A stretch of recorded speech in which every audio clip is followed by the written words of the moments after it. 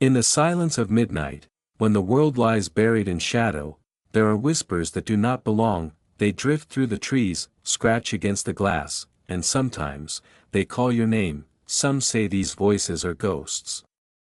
Others call them demons. But the truth is far worse, they are not of this earth. They are older, colder, patient. Watching from the dark between stars, this is the story of one man, who stopped to rest on a lonely road at 11:22 p.m. and awoke not to silence, but to scratching, and then, a voice, from something that should not exist. The road stretched out before me like a black ribbon, swallowed on both sides by trees so thick they seemed to close in with every mile. The air outside was heavy, humid, pressing against the windshield like a damp cloth. It was almost midnight. I had been driving for nearly an hour since leaving the reunion, and exhaustion weighed on me like lead. My eyes burned. My hands ached against the wheel. Every few minutes, my head dipped forward, and I'd jerk awake, heart hammering. The strange thing was, the tiredness hadn't crept in gradually. It had struck me all at once, sharp and absolute, as though someone had reached inside and flipped a switch. That's when I knew I couldn't last. That I searched for a place to pull over. A rest stop. A gas station. Anything. But there was nothing. Only the endless press of forest on either side. Finally, desperation forced my hand. I pulled onto the shoulder, tires crunching against gravel, then eased the car behind a wall of bushes. The trees seemed to lean closer as I cut the engine, as though eager to hide me. The dashboard clock glowed faintly. 11:22 p.m. I made a mental note, reclined the seat, and let the weight of exhaustion drag me down. Sleep came quickly. Too quickly that I dreamed of nothing. Just darkness. Silence, until, a sound, soft. Scraping. Like fingernails against metal. My eyes snapped open. The car was dark, only the faint green glow of the clock. 11:50. The sound stopped. I held my breath. Listened.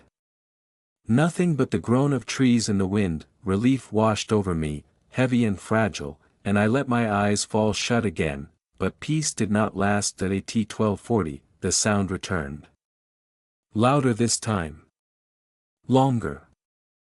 Not the random scratching of a branch. No. This was deliberate. A pattern. Scrape. Pause. Scrape. Paused. My throat went dry. Slowly, I turned my head toward the rearview mirror, and that's when I saw it. Something pale. Wrong. Too long in the arms and legs. Moving between the trees. Watching me. I froze. My heart rattled in my chest like a trapped bird. My hand twitched toward the ignition, and then I heard it. A whisper, not in my ears. In my head. Do not move. Do not speak. We are watching. The road twisted beneath my tires, the trees whipping by in a blur of black and silver.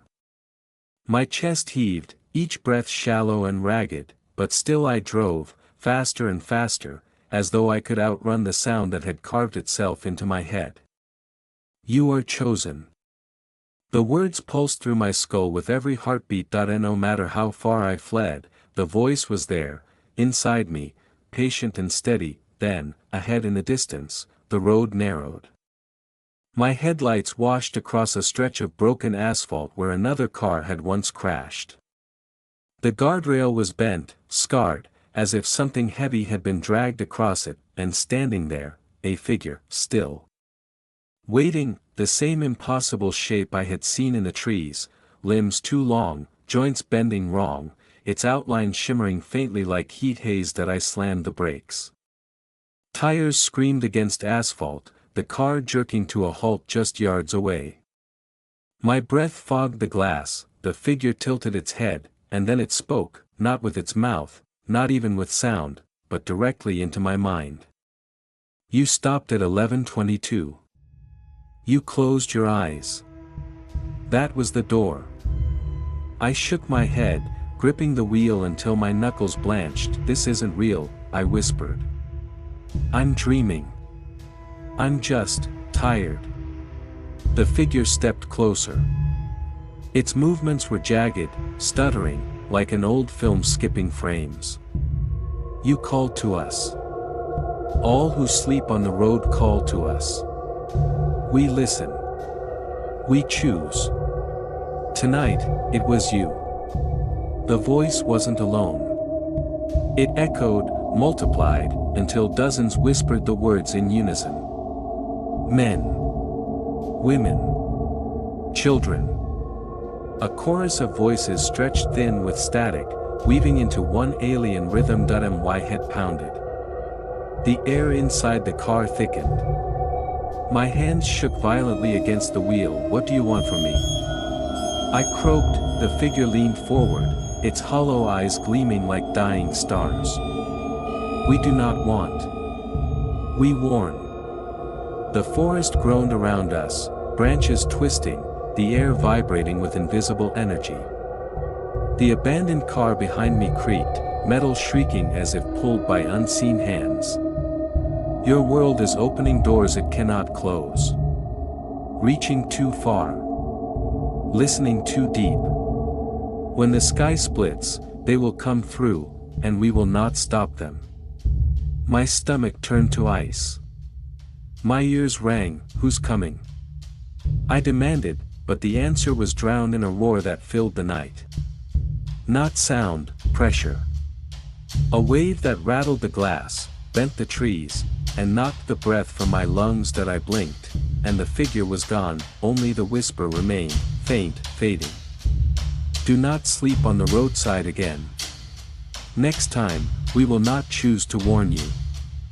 I gripped the wheel and hit the gas, heart hammering, vision blurring as tears stung my eyes. The road stretched out endlessly, but no matter how far I drove, the clock on the dashboard burned into me. 11:22. That I made it home. Alive, but I've never driven at night since, because sometimes, in the silence, I still hear them, scraping. Waiting, and whispering from the dark between the stars.